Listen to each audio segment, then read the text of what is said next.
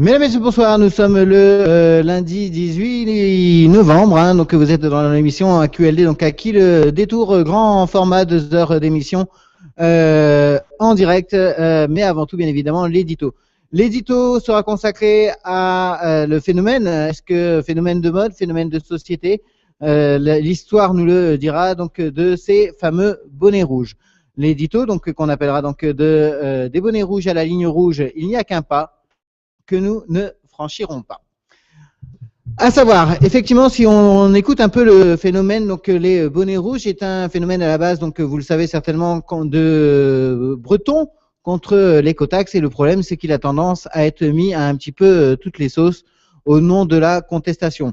Il vous suffit de penser pas plus tard que la semaine dernière, quand nous étions le 11 novembre, un jour d'unité nationale, des bonnets rouges ont hué le président. L'investigation nous avouera que ce n'était ni plus ni moins que des mouvements d'extrême droite qui se revendiquent du bonnet rouge. Alors bonnet rouge breton ou plus breton. Autre dérive, pas plus tard que ce week-end, en Essonne, lors des 40 ans du SDIS, on a eu justement des bonnets rouges qui, alors, bonnet rouge ou cagoule rouge, on aura tendance à dire que leur cagoule est rouge. Néanmoins, il y avait un stand donc de crêpes bretonnes. Donc, je pense que le ton a été donné. La parole sera donnée dans quelques instants à la fin de cet édito, donc à la CGT, puisque la semaine dernière on a reçu Jérôme Coé, président du SDIS, donc forcément nous donnerons également la parole aux pompiers grévistes avec le représentant syndical de la CGT. Là où le phénomène peut nous inquiéter, c'est que si vous pensez un peu au phénomène d'actualité, les bonnets rouges veulent désormais tout et rien dire, de la lutte contre l'écotaxe à la lutte contre le président Hollande. Désormais, la mode est peut-être le bon ton et d'être dans le bashing. Le bashing, c'est critiquer à tout va, entre guillemets. Donc, on a le Hollande bashing. On a les médias bashing, si on regarde un peu pas plus tard que l'actualité d'aujourd'hui, quand vous pensez que quelqu'un a été capable de se pointer donc dans les locaux de Libération et de tirer sur un journaliste. Rappelons quand même que les médias ne sont juste là que pour relayer des informations, que cela plaise ou ça ne plaise pas. Bref, le bashing est à la mode et le corporatisme également. Le corporatisme, tout simplement, si on y réfléchit, c'est que chacun veut défendre un peu son bout de gras dans une société où la France se divise de plus en plus. Il suffit de penser au mouvement des poussins, au mouvement des pigeons. Désormais, c'est les bonnets rouges. Qu'en sera-t-il demain ?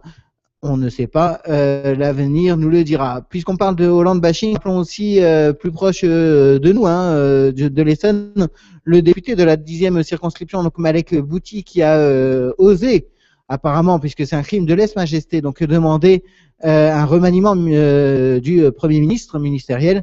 Donc il a demandé à ce que Jean-Marc Ayrault soit remplacé, alors que cet été, il s'était fait remarquer en soutien des Femen torse nu avec son écharpe tricolore. On aurait pu s'attendre à le voir avec un bonnet rouge torse nu avec son frigo en fond.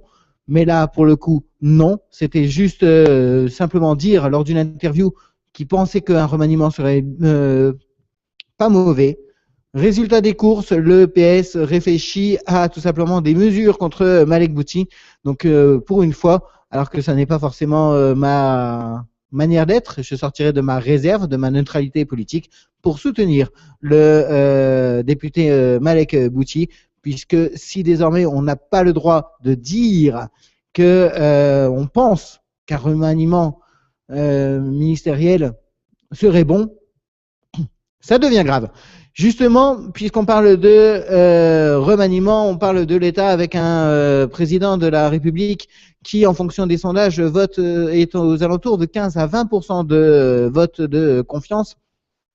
Un message que j'aimerais adresser aux électeurs. En France, on aime défaire ce qu'on fait.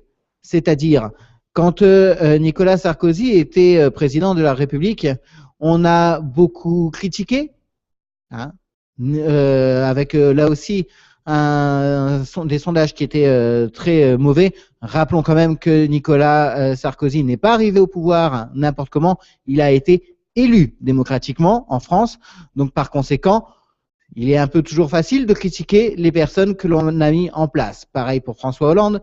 François Hollande est largement critiqué pour des raisons que l'on peut tous comprendre. Néanmoins, n'oublions pas qui l'a élu. Par conséquent, je rappelle que mieux qu'un bonnet rouge, vous avez aussi votre carte électorale. On en a parlé la semaine dernière. N'oubliez pas que vous avez jusqu'au 31 décembre pour vous inscrire sur les listes électorales. Et à ce moment-là, vous pourrez justement voter en votre âme et conscience. Toujours est-il que l'on peut dire ce que l'on veut, le pouvoir, que l'on soit d'accord ou pas d'accord, est plus que amoindri ces derniers temps, et par conséquent, comme toute bonne gestion de conflit, parfois il suffit juste de changer le casting. Néanmoins, ce n'est pas nous qui faisons le gouvernement. On va justement, comme la semaine dernière, donc on a laissé la parole à Malek Bouti. On va dans quelques instants laisser la parole aux grévistes du SDIS Essonne. Je vous rappelle quand même le programme de cette émission. À 19h15, vous aurez notre charmante Aïna qui vous parlera des sorties en Essonne. À 19h30, on recevra justement parmi les mouvements qu'on a pu citer le mouvement donc des sacrifiés. Donc on parlera du commerce de proximité lui aussi mis à mal. À 20h, c'est la partie sport où on recevra donc l'alerte Juvisy basket. Et à 20h30, on recevra dans la partie politique David Derouet, qui est maire de Fleury-Mérogis, démissionnaire du Parti socialiste. Tout de suite, la parole à la CGT SDIS.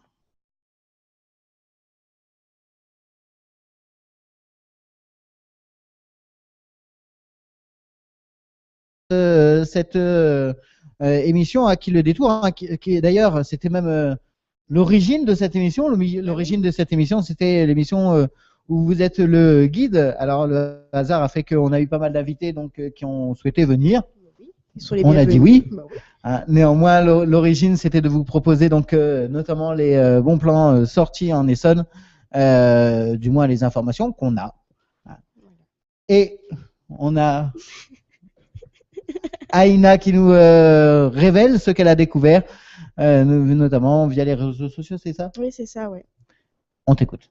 Merci. Donc cette semaine, c'est un spécial marché de Noël et brocante vide-grenier. Parce que Noël approche très vite, alors faut commencer à se bouger un peu pour acheter des cadeaux.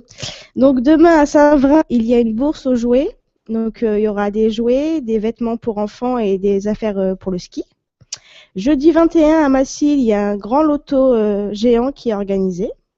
Et vendredi 22 à Verrières-le-Buisson, il y a une vente d'automne au profit de la paroisse de Verrières. Et alors, le loto, c'est au profit de qui? Je sais pas. Non, parce qu'en fait, je te le dis, Nicolas, qui est à l'écoute, hein, oui. Quand je lui ai parlé qu'on s'était créé en association, il a dit génial, vous allez pouvoir organiser des lotos. C'est vrai. Oui.